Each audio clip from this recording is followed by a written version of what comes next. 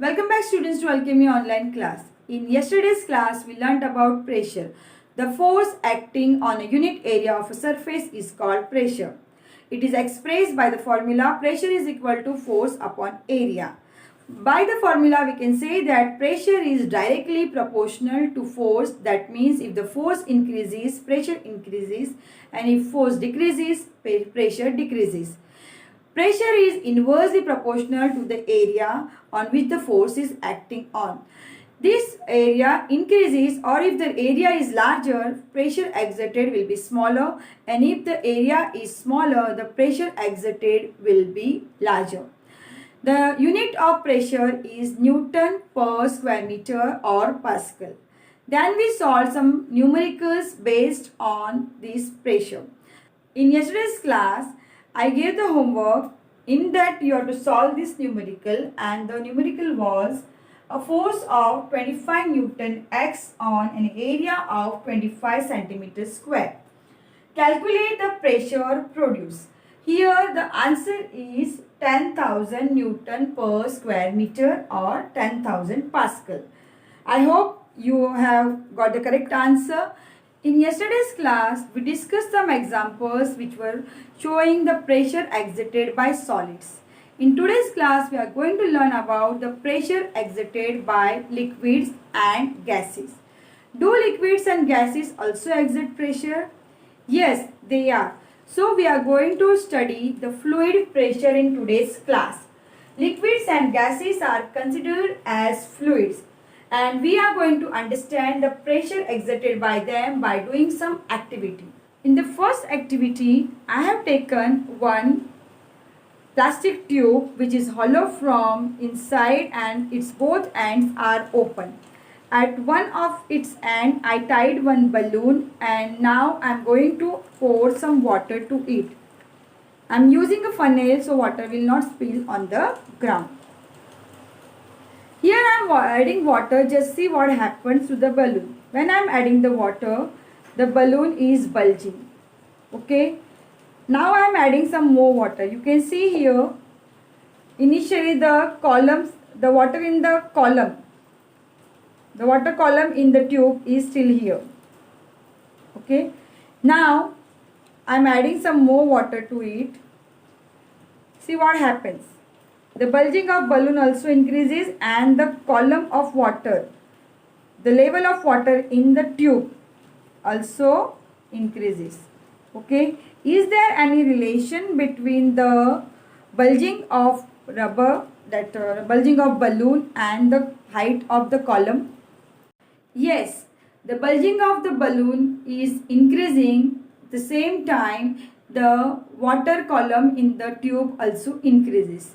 So we can conclude from these that water exerts or liquid exerts pressure at the bottom of it, and the pressure exerted by water at the bottom of the container depends on the height of its column. Means if pressure increases, the height in the column also increases. Now we are going to do another activity. For the next activity, I have taken one plastic bottle. I fixed one the cylindrical tube near the bottom of the bottle, and this plastic tube is having one balloon at one end. I sealed this junction of bottle and the tube so that there won't be any leakage of water. Now I am adding some water to the bottle. See what happens here. As I am adding water to the bottle, the water level increases in the bottle, and there is bulging of balloon also observed. As the water level increases in the bottle, the bulging of the balloon also increases. From the activity, we can conclude that a liquid exerts pressure on the walls of the container. For the next activity, I have taken one bottle and I made 4 holes at the same depth from the bottom. Now I am going to fill the bottle. See what happens. You can see here the water is falling at the same distance. In the activity, the holes are made at the same height. When the water is added to the bottle, the water is coming out from the holes at the, because the depth is same, the water is coming out from the holes and it is falling at the same distance from all the holes. It is because the liquids are exiting same pressure at the same depth. So we can conclude from the activity that liquids exert equal pressure at the same depth.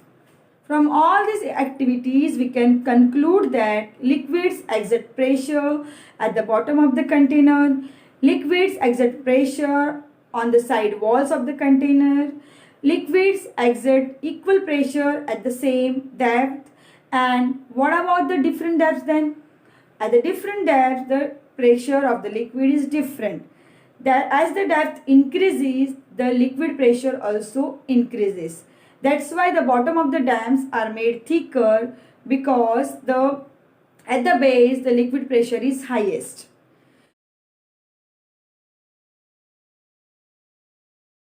Do gases also exert pressure? Do they also exert pressure on the walls of their container? Yes, we can understand this by the example of a balloon. When we are inflating a balloon, the air gets filled inside the balloon. But if we are not closing its mouth, then what will happen? The air will come out of it with a force. Suppose this balloon is having a hole in it. Then what will happen? Will you be able to inflate it? No, because the air will not get filled. It will come out of that hole. When your cycle is punctured, that time also the same thing happens. The air inside the tire exerts pressure on the inner walls of it, and if any hole is there, it is coming out with a great pressure. You know that the envelope of the air around the earth is known as atmosphere, and the atmospheric air extends up to many kilometers above the surface of the earth. The pressure exerted by this atmospheric air is known as the atmospheric pressure. We will learn more about this atmospheric pressure in the next class. This is the end of today's class. In today's class, we learnt about fluid pressure with different activities. Now it's time for today's homework. Today's homework is draw diagrams of the textbook 11.14, 11.15 and 11.16 in your science notebooks.